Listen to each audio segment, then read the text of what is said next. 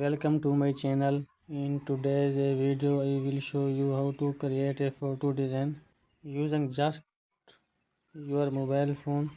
We start with a simple photo and turn it into a clean eye-catching design.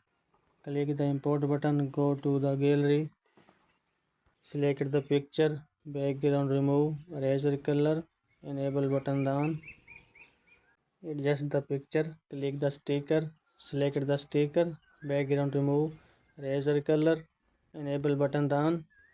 Adjust the sticker, click the color option, change the color, select the color. Thanks for watching and see in the next tutorial. Please like the video and subscribe my YouTube channel.